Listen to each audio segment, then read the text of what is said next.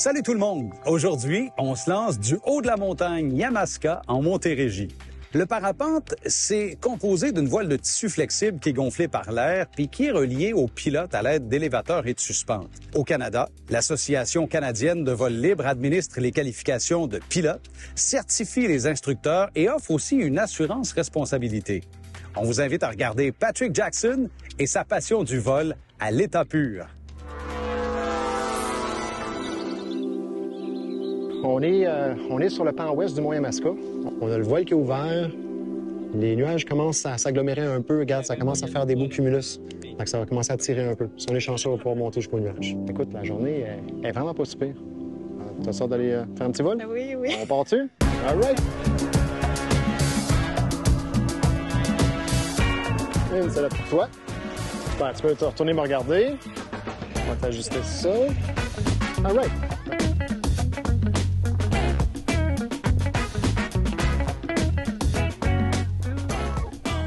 T'es prête? Je suis prête. OK. 3, 2, 1, on fait pas par en avant. Super. Encore. Oh. Super. Passe une main, passe l'autre main. Excellent. Bienvenue dans le ciel. Ouf. T'as-tu regardé par-dessus tête encore, Magali? On regarde par-dessus tête, voir qu'est-ce qui nous tient. On regarde, voir. Et on regarde à droite. Et on se penche à gauche, on regarde à gauche. On se penche à droite et on regarde à droite. On tient. Et là, sur la caméra.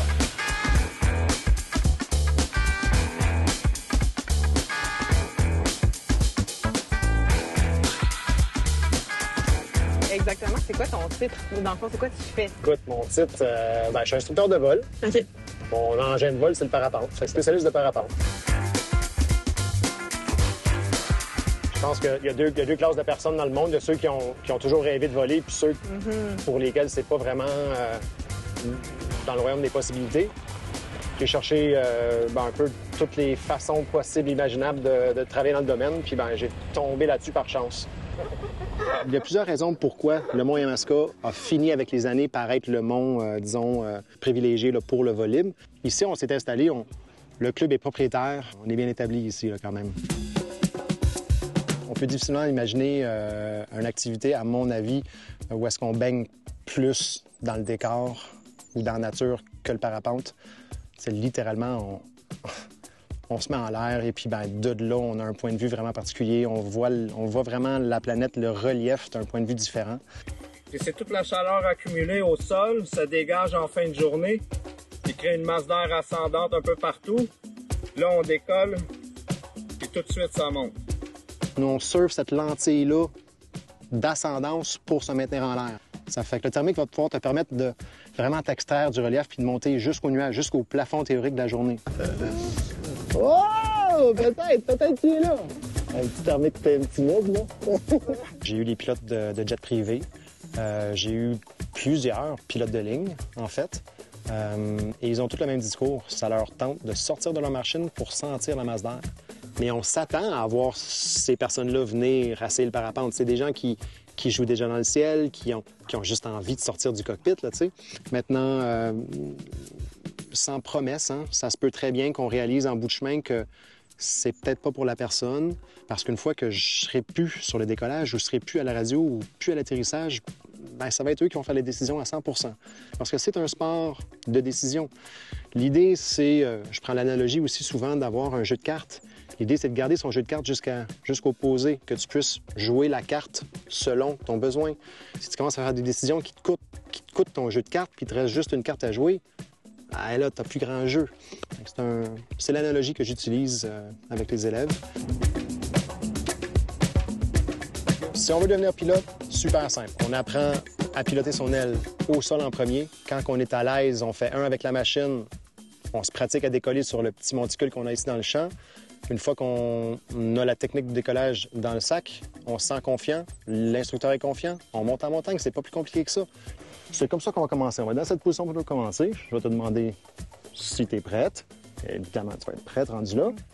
Quand je vais te demander de faire un pas par en avant. C'est toi qui pars le bal. Un petit pas par en avant. Peut-être on va faire des pas par en arrière. Tu as juste à m'écouter pour la suite. Après ça, ben, c'est enjoy pour le restant du vol. OK. Alors, check final. On est bien. On est bien. On est bien ici. Casque est bien fermé. Super. Est-ce que c'est facile d'être instructeur de parapente? Ça a ses challenges. J'ai eu la chance d'apprendre avec des très bons moniteurs. Ben, c'est sûr qu'avec les dernières années, il y a eu quelques écoles qui ont fermé leurs portes, malheureusement. On est une structure qui essaie de faire de son mieux, de préparer la relève, de faire connaître le sport un peu. C'est sûr qu'une grande portion des jeunes ou des personnes de Montréal n'ont aucune idée que c'est même possible, que c'est dans le domaine du possible de faire du vol libre ici au Québec. Mais toutes les personnes qui le découvrent, c'est une agréable surprise, tu sais. C'est une belle excuse pour voyager, c'est sûr. Bien, la Nouvelle-Zélande, c'est particulier comme place. C'est pas très gros. Après ça, le backcountry, quand on parle du backcountry, on parle de... Hein, on part dans le sauvage, hein, parce qu'il faut apporter un peu de nourriture, de quoi survivre un peu quelques journées si jamais on finit par atterrir dans le milieu de nulle part. Il n'y a pas d'arbres, ou du moins pas beaucoup, sur les montagnes dans le relief où est-ce qu'on vole. Ça fait que les top landings qu'on appelle, c'est que ratterrir sur le top d'une montagne, c'est très possible. C'est que le vol bivouac, qui est maintenant mon activité préférée, c'est pour ça que je me suis entraîné pendant tellement d'années, c'est pour pouvoir partir avec mon parapente une semaine, 2 semaines de temps, avec tout ce que j'ai besoin pour survivre, puis partir en voyage. Je voyage avec mon parapente. C'est absolument malade. Sans moteur, sans bruit. Ouais, c'est assez magique. Combien ça coûte de devenir parapentiste aujourd'hui? On s'en sauve pour à peu près 10 000 $. 10 000 $, c'est le prix de l'ensemble. On inclut l'instruction, on inclut l'équipement. Les marques qu'on transporte sont vraiment de renommée mondiale, je peux facilement le dire. Il y a beaucoup de bonus aussi qui viennent avec, mais ça, ce sera aux gens de découvrir s'ils viennent s'inscrire au cours.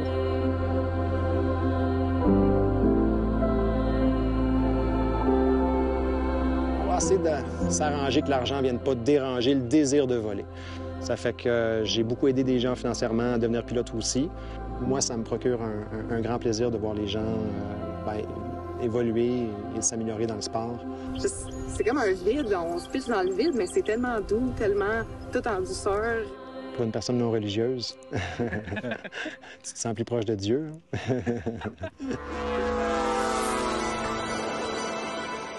Aviateur Québec, la plus grande association francophone de pilotes des Amériques depuis 40 ans. Que vous soyez pilote, mécanicien, répartiteur ou simple amoureux des airs, Aviateur Québec vous invite. Aviateur Québec regroupe et représente les passionnés d'aviation, promouvoit la sécurité aérienne, informe ses membres des changements à la réglementation et défend le droit de voler. Vous pilotez un avion, un hélico, un ultraléger, un planeur, une montgolfière ou un drone. Aviateur Québec, c'est pour vous. Donc, qu'est-ce que vous aimez le plus de votre travail à NAV Canada? Être dans la tour de contrôle. La vue est dure à battre. Étonnamment, bernache ou pas besoin d'expérience en aviation. On se fait même payer pendant la formation. Ça met du pain sur la table, tu sais. Un emploi parfait pour faire son nid. J'en ai une. Si tu veux que ta carrière décolle, postule. C'est une tabernache de bon job. T'as pas le bec dans ta poche, toi? C'était trop? Non, c'est vrai que c'est un emploi qui donne des ailes. Je pense qu'on a ce qu'il nous faut.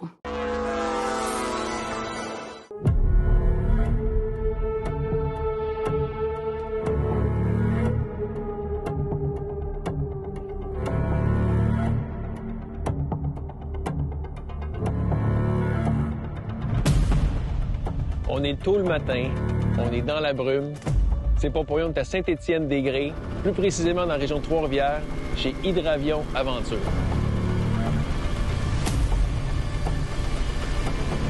C'est une entreprise qui est familiale, ça fait une vingtaine d'années qui opère dans la région. On va partir en Kodiak. Puis on va aller survoler la belle région de la Mauricie pour voir les couleurs.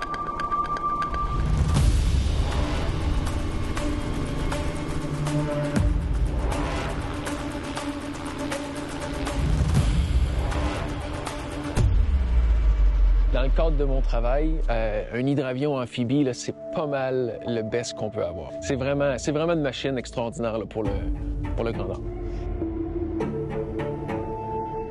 Le Québec, c'est un beau territoire. Hein? Puis les Français, ils aiment notre territoire. Ils sont très gentils, ils viennent s'installer avec des idées. Puis on est parti d'une belle compagnie qui opère depuis une vingtaine d'années. Alors, on est vraiment une terre d'accueil. Puis on les aime. Puis souvent, ils viennent avec beaucoup d'expérience. C'est des pilotes de Mirage là, dans l'armée française à l'époque. Fait que ça arrive avec un bagage, ça arrive avec une drive, avec un désir de bien faire, puis de survoler notre territoire. Parce qu'ils nous le disent, hein, on est chanceux, on a de l'espace. Pour piloter un hydravion, ils font une adaptation spéciale, mais particulièrement sur un Kodiak, il faut aussi avoir un niveau d'expérience quand même assez élevé. C'est des avions de grande valeur. Alors, les assurances vont avoir un peu le dernier mot sur qui vont pouvoir les piloter. Puis aujourd'hui, je m'en vais avec Fabrice, qui se trouve être copropriétaire de l'entreprise Hydravion Aventure. Puis, je l'ai rencontré un petit peu tantôt, là, mais on va jaser dans l'avion, puis vous allez voir ça. Alors, aujourd'hui, petite journée d'automne, donc on va aller voir ce qui reste comme couleur. Donc là, on prépare les avions, on va attendre que la brume se lève, puis après on va voir les premiers clients qui vont arriver. Donc là, c'est la routine matinale, on réveille les avions, on les prépare pour la journée. Donc c'est toujours intéressant, c'est une région qui est très riche, hein, que ce soit au niveau histoire, géologie, etc. Donc ça reste intéressant.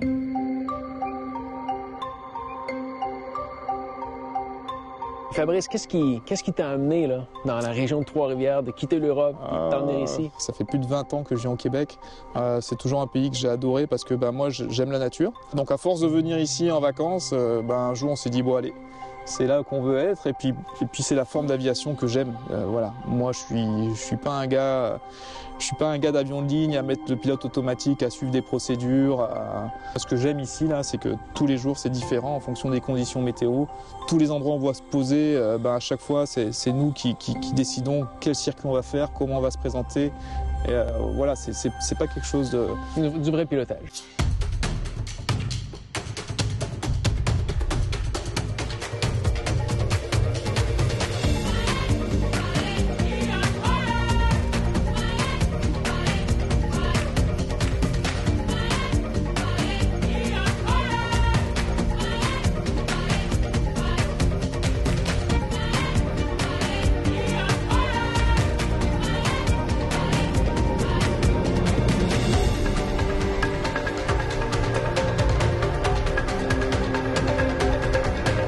Le Kodiak, ce que j'aime de cet avion-là, c'est que c'est très polyvalent. Alors, on a, évidemment, une motorisation, un PT6, on a parlé, très puissant, très fiable. On a des flottes amphibies. Bon, ça le dit, l'amphibie, là, on part sur l'eau, on atterrit sur l'asphalte ou vice-versa. Fait que le territoire est très grand où on peut aller. Il y a beaucoup d'espace. L'avionique, c'est un avion 2.0. C'est un avion aussi économique. Économique parce que, on va plus vite, donc on est dans les airs moins longtemps. C'est un avion qui a été pensé dès le départ pour être un hydravion. Et ils ont vraiment réussi une très belle machine, puisque c'est un avion qui est très performant, qui est stall et à la fois rapide, manœuvrant et à la fois stable. Donc tout ce qu'on demande à un hydravion. Et du coup, voilà, c'est un avion qui a permis de faire rentrer les hydravions dans l'ère de la modernité, hein, puisqu'il succède à des avions beaucoup plus anciens, tels que le Beaver, le Otter ou le Caravan, qui après lui est devenu une adaptation d'hydravion. Donc c'est un très bon avion, très performant, très fiable. Et puis c'est varié parce qu'on fait ça et puis après on va se poser à Dorval et on va faire de l'IFR et on va s'intégrer dans le circuit à Dorval. Donc c'est ça qui est bon, on a les deux mondes. Est-ce que vous êtes les seuls qui opèrent ce genre d'avion? Oui, en commercial, on est les seuls pour l'instant au Canada. Alors il y a beaucoup de privés qui l'ont, hein. Alors c'est un très beau joujou pour un privé, hein. Oui. Mais commercialement, pour l'instant, nous sommes les seuls. Non, la PT6, c'est la turbine la plus utilisée au monde, hein. C'est un très grand succès pour Pratt & Whitney, et puis elle est fabriquée juste ici à Mirabel. Oui. Il faut savoir que c'est la seule turbine qui a l'autorisation pour faire du transport de passagers en monomoteur. Elle est tellement fiable, donc nous on est super contents, et c'est la turbine que tout pilote veut. Donc on est très contents. Et là, vous êtes rendu à combien d'heures d'opération sur les deux machines? Sur les deux machines, on doit arriver à peu près à 800 heures. Donc ça fait que c'est le deuxième été où on les opère, donc c'est déjà pas mal en 2 étés. Mais quand même aussi, avec 800 heures, on est quand même capable de témoigner de la sécurité. Exactement, exactement. Non, on a eu en 800 heures, on n'a eu aucun problème. Donc on fait l'entretien courant, mais on n'a aucun souci. C'est des avions qui démarrent au quart de tour tous les jours. Là, des fois on démarre 10, 12 fois dans la journée, il n'y a aucun souci, quelles que soient les conditions météo, les conditions de température. Puis on a toujours la performance qui est là, même quand il fait très chaud, quand on est haut. Non, c'est vraiment pour ça, c'est vraiment facile.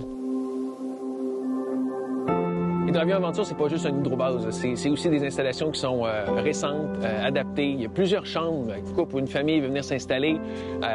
Ils vont dormir, ils vont bien manger, ils vont pouvoir profiter de la nature. Ils pourraient aussi aller dans un autre hôtel, ils pourraient aller dans une pourvoirie. Ils peuvent partir à l'aventure à partir d'ici.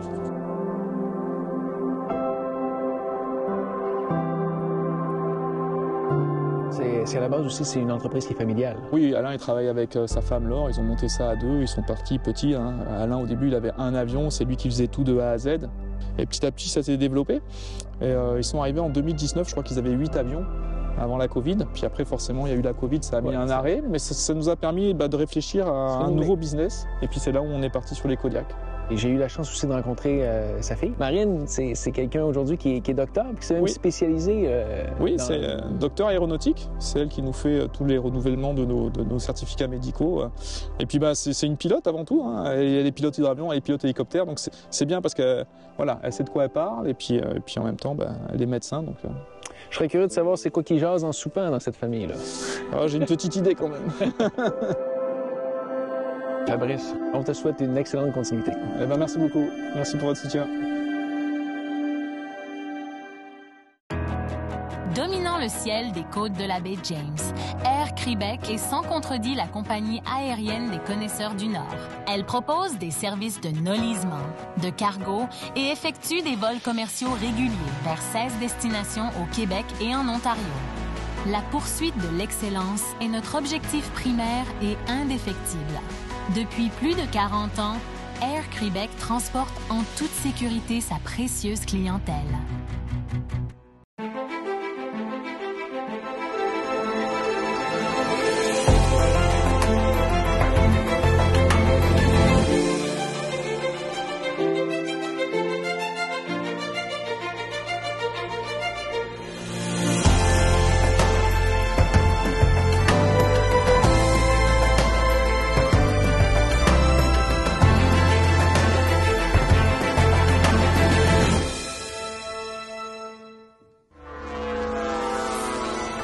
On a Tristan qui est en arrière, il m'attend, j'embarque avec lui puis on s'en va rencontrer un de nos partenaires qui est HTS à l'aéroport de Carp.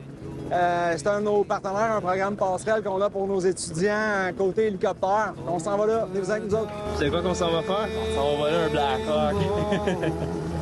If we hold tight, we can chase the Mississippi through the night, hundreds of miles away.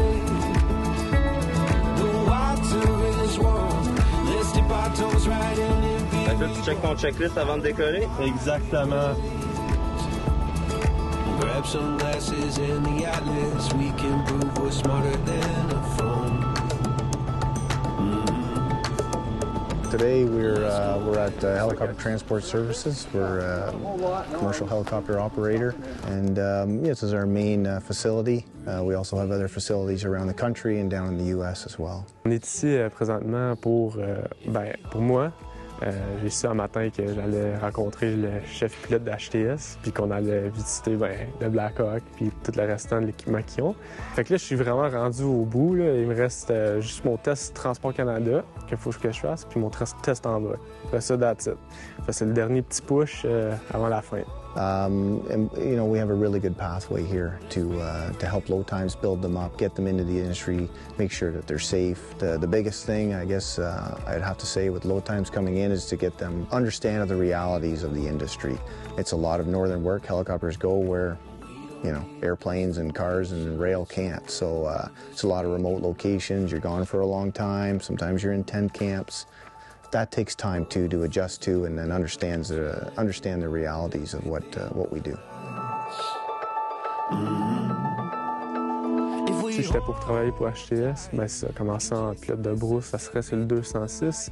Après ça, ils monteraient par niveau chaque année d'hélicoptère pour pouvoir plus tard travailler soit IMS ou quelque chose du genre. Présentement, je suis environ à 90-100 heures, puis je pilote l'Air 44.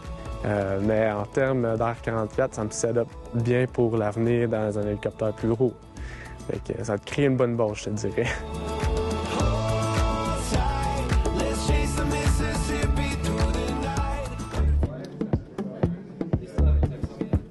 Dans le cadre de la TPL intégrée, c'est qu'on est continuellement en évaluation. Donc, avant d'aller en vol, il doit y avoir une séance de formation au sol, sur le vol. Et ensuite, il y a une séance de simulateur qui porte exactement sur le vol qu'on va faire, avec des normes, des critères qui sont préétablis, que les candidats peuvent étudier à l'avance, puis ils peuvent vraiment bien se préparer. Fait que qu'est-ce que ça fait? C'est que ça remonte le niveau. Dans nos programmes collégiaux en ATPL intégrés, il y a environ 80 heures de simulateurs en tout qui vont se donner à nos étudiants. Donc, la façon que ça fonctionne, c'est qu'on se garde normalement un simulateur qui est monté en bimoteur, un simulateur qui va être monté en monomoteur.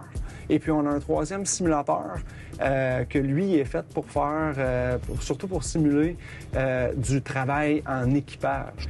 Et puis, une fois que ça c'est acquis, bien là, on va passer tout de suite à la deuxième phase de l'ATPL intégré, qui est de vraiment apprendre à voler un avion bimoteur. Donc, on va commencer à intégrer le simulateur au travers du cursus de vol. Et si la candidate démontre qu'elle a bien compris les notions, bien là, on va en vol, on va aller dans l'avion. Moi, je suis arrivé chez Select quand il y avait encore seulement juste 5 étudiants au début. Ça fait 8 ans maintenant que je suis ici. Et puis ça fait à peu près 7 ans que je travaille. Au début, je faisais ma formation, puis j'ai commencé à travailler il y a environ 7 ans et demi. Donc je m'occupe de un petit peu toutes les opérations, superviser les étudiants, superviser les instructeurs dans leur travail aussi. Dans le fond, ça varie entre des vols de supervision, c'est-à-dire des vérifications en vol avant une étape cruciale de la formation pour les étudiants, mais aussi la supervision des instructeurs, donc voler avec eux aussi, les former, s'assurer qu'ils maintiennent le standard qu'on a établi au sein de l'école. Actuellement, au Canada, il y a beaucoup de changements qui sont en train d'être apportés. Je me vois rester à Select Aviation pour pouvoir faire partie de l'implantation de ces nouvelles choses, de ces nouvelles procédures. Ça va changer énormément la façon de voir les choses. On va se baser beaucoup plus sur les compétences de formation, les compétences de pilotage, plutôt que d'atteindre des standards en termes d'heures de vol comme ça l'a été dans l'industrie au travers des dernières décennies. Donc il y a énormément de changements. C'est beaucoup de challenges aussi qui vont être amenés sur la table et qu'il va falloir faire face. Mais je pense que c'est pour le mieux. Ça va améliorer l'industrie en général, ça va augmenter les standards de formation. Et puis je pense qu'on va faire partie, Select Aviation, d'un des piliers avec d'autres centres de formation, d'un des piliers de la formation en aéronautique au Canada. Et puis je suis vraiment fier d'en faire partie et d'avoir fait partie des débuts aussi de cette école.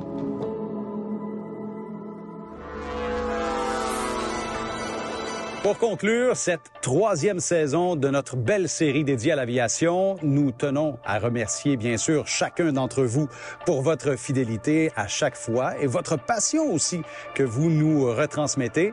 Alors n'oubliez pas d'aller faire un tour sur nos réseaux sociaux pour continuer de nous passer vos commentaires et pour rester informé des prochaines aventures et des actualités aéronautiques. Rendez-vous l'an prochain pour une nouvelle saison qui s'annonce tout aussi palpitante.